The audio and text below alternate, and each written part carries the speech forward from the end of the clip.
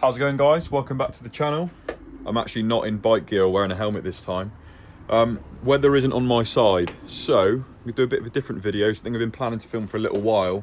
But first things first, I need to put some rubber on the back wheel. Or in other words, put the wheel back on because the rubber's already on the wheel. Excuse the cluttered garage, but we've got a new rear tyre. That's actually a mega old tyre, which came on the bike. But I run Bmw S1000Rrs. Obviously made by Bridgestone. Big shout out to Liam Munden at the Kawasaki Centre for sorting me out. So yeah, going to stick this bad boy on the bike. Then going to ride somewhere scenic, although it's all weather dependent. This video is actually going to be, is the Gen 2, or in my case, the 2014 Bmw S1000Rr, still worth buying in 2025/2026? See you when the tyre's on. Peace. It's actual hailstones as well, which is good. That's ideal. So I might go for a big spin in the rain after as well, because it's meant to be quite safe apparently when you get a brand new tyre out in the rain and hail. So we'll do a POV ride of how to drop your bike in the rain, probably. So you're probably going to think I'm absolutely off my head, because I am, but ridden down to a nice little area. I was going to go a bit further, but the roads were so slippy. I've just come down the road and so much as lightly twisted the throttle and the back end went out instantly. As you can imagine, I've got brand new tyre on and the roads are like this. Luckily traction was on because it caught me straight away. But yeah, here we are. Nice little shot, boys. So guys, I'm going to get straight into the video. There won't be any POV riding today simply because of how bad the conditions are with the new tyre. But yeah, is the 2014 or Gen 2, Gen 1 S1000Rr still worth it in 2025 and 2026? I've had to quickly relocate because it's far too windy. But firstly, guys, let's talk about what this is. This is a 2014 Bmw S1000Rr. Standard, they make 193 horsepower. Obviously, it's a super sport. The Gen 1 S1000Rr came out in 2009, and I believe that ended in 2011. Then the Gen 2 started in 2012 and finished in 2014. So this is the last generation of the Gen 2. Sorry, the last year of the Gen 2. And then the Gen 3s were from 2015 up to 2018. So why did I buy a Gen 2, and do I still think it's worth buying today and even in the following years to come? So the reason I bought the Gen 2, I bought this one in particular, number one, because of the price. So I bought this almost 2 years ago. I paid £8,000 for it. It was up for 8.3, managed to knock him down at 300 quid. I personally, in a real world, do I prefer the Gen 3? Parts of me prefer the Gen 3 because there's a little bit more technology on it, and the only other thing they really changed is slight styling work.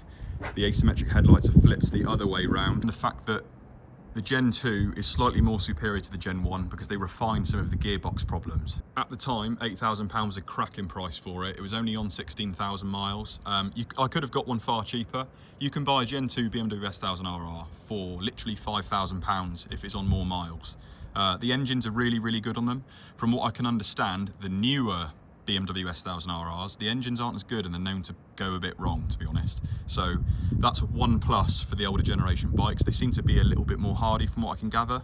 The Gen 1s did suffer from gearbox problems, which is another reason I bought the Gen 2. These can still suffer from gearbox issues, and at startup they are a little bit noisy, but it's completely normal. This bike being 11 or 12 years old, what tech and features does it come with from standard that's going to make it any less worth buying compared to a new one?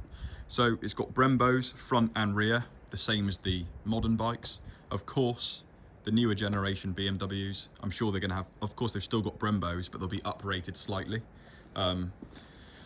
It's got riding modes. Not all 11-year-old bikes came with riding modes. So in this particular model, as well as the Gen 1 as far as I'm aware, you have got Rain, Sport, Race and Slick. Rain is going to be massively detuned. All of the horsepower and torque is completely down. In Sport mode, I believe the horsepower is almost at its max as well as the torque, but you've got all of the riding aids still on, traction control, ABS, etc. Race mode, you've got full power, full torque, but you've still got rider assists on there as well. Lastly, you've got Slick mode, which is all of the power, all of the torque, and your rider modes are almost completely gone. So traction control is only going to save you last minute, but you can still manually turn that off by holding the ABS button there. If you hold it down even longer, it turns off the ABS as well as the traction control. So then you can wheelie as much as you like. So another cool feature this bike has from factory is heated grips. Let's point at the thing I'm pointing at. in 2 settings, obviously low heat and high heat, and press it again to turn it off. Another really cool feature that BMW added onto an 11-year-old bike. I think they're on the Gen 1s as well. Actually, they might not be, but for an 11-year-old bike to have heated grips from factory fitted is pretty damn cool. And it's really handy in winter if you're an all-season rider like myself. So this particular model as well, I guess this is an optional extra, but has come, oh actually, my keys are in my pocket. It's come with the BMW factory fitted alarm and immobiliser. One thing I almost forgot to add, which is a factory fitted part, is the quick shifter by BMW. It only goes up, but man, it's crazy. And the bangs you get off it, like DSG farts from a DSG gearbox in a car, it sounds absolutely wicked. That quick shifter is a serious bit of kit, and to think it comes standard on this bike is amazing. So let's quickly touch on performance. As I've said already, it's got 193 horsepower to the crank as standard, but with an exhaust and a tune, you can get 203.4 horsepower to the wheel. And you're looking at that right now. Crazy, crazy power. I believe, correct me if I'm wrong, that's like the same power, if not more, than a H2 stock to the wheel. Obviously the H2's got even more tech, which would probably make the bike faster, regardless of the horsepower discrepancy. But this thing is a joke. It is stupidly fast. To think it's 11 years old and you're going to be absolutely destroying 90% of the cars you see on any road in the UK. Like, this thing is eating supercars for breakfast, and it cost me 8 grand. That's why this bike is so worth it, no matter what year you're living in. So another plus to buying an older bike, as you're going to know yourselves, there's more optional extras, or sorry, there's more aftermarket options available for an older bike because they've been around for longer. For instance, exhausts, shit ton of exhausts you can buy for the bike, engine covers, sliders, spindle sliders, bar end attachments, all sorts, tail tidies.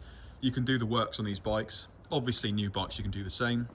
However, if you're going to buy a brand new 2025 or 2025 6 model of any bike at all, you've got to wait a little bit for the manufacturers to start getting 3D images and 3D printing, making prototypes of any modification. You've got to wait for that part to be available.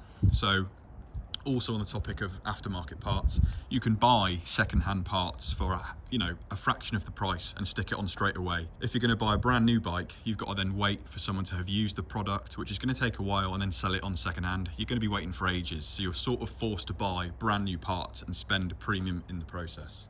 So in terms of ergonomics, how the bike feels, how it fits, each person's going to be different depending on height, of course. Realistically, the newest S1K, it's going to be the same feel as the older generations. There's very little you can change in terms of bar height and seat height to make the bike feel any different, apart from maybe the shape of the tank, where the rear sets are positioned, etc. So that's not really a factor that's going to determine if you should get the older or newer bike.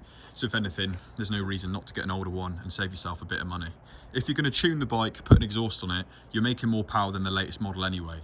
I know we're not all chasing power figures, but this bike is crazy value for money. I don't know if there's a better bike for value for money other than maybe a ZX-10R in the same year. So, downsides. When I got the bike, I absolutely hated the orange halogen bulbs, the side lights and the main beam, dip beam, etc. So I went and stuck on some LEDs. Now they're crisp white, which is absolutely lovely. Obviously I put on my own crash protection itself. Some people might think the bike looks a bit dated, and some people absolutely hate the asymmetric headlights. However, I think the Gens 1, 2 and 3 have far more character than the later model bikes. The gills either side are different, the headlights are different, and so on. So the last 2 points I'm going to make about this bike. Number 1, servicing and repair costs. I've not really had to spend a penny on this bike in terms of things going wrong and fixing it. In fact, I've not had to spend anything going wrong. Your average things are tyres. Obviously I fitted this one earlier. For a pair of Bridgestone Battle Axe S23s, you're looking at just under 400 quid including fitting. In terms of servicing, you can service it yourself. I service my own bikes, easily under 150 quid for oil filter, etc. Main dealer, it's great, looks good in the service book with all the stamps, but you're paying a lot of money. Service costs are probably going to be identical or cheaper than the later models. Moving on to my final point, it's going to be exhaust and the sound. If you've got an older bike, which is going to be Euro 4 or Euro 5, as standard, they didn't come with as many cats, didn't come with as many baffles, didn't have to meet all of the road regulations. So on paper, you can get a better sounding and louder bike from stock. Obviously, if you're going to put an aftermarket system on it anyway, that makes no difference. But you're going to have more faff dealing with a Euro 6 engine with all of the O2 sensors, cats, etc., and just the ECU in general. It's a bit more of a pig to tune and get rid of all of the lights that will come on the dash as soon as you put an aftermarket system on there. So guys, I've probably been rambling. My ADHD kicks in when I do stuff like this. I start listing things sporadically, but all in all, if you've got a budget of between £5,000 and £9,000, depending on the mileage condition of the bike, you can buy something like this, or you can spend 15 grand plus and get a bike with a bit more technology, looks a little bit more modern, and might have 5 more horsepower, 10 more horsepower, and that's it. Then go for it. Nothing against newer bikes, but I just can't believe how much bike I've got for the money, looking at what I've got now. One day I'll get a Gen 3 because I absolutely love them. But yeah, at the moment, I can't recommend this bike enough.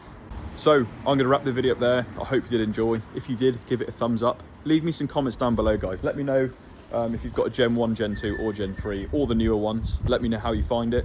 Let me know if you're looking to buy a bike. If you've got any questions, drop me a comment down below. And don't forget to hit that subscribe button. See you in a bit. Peace.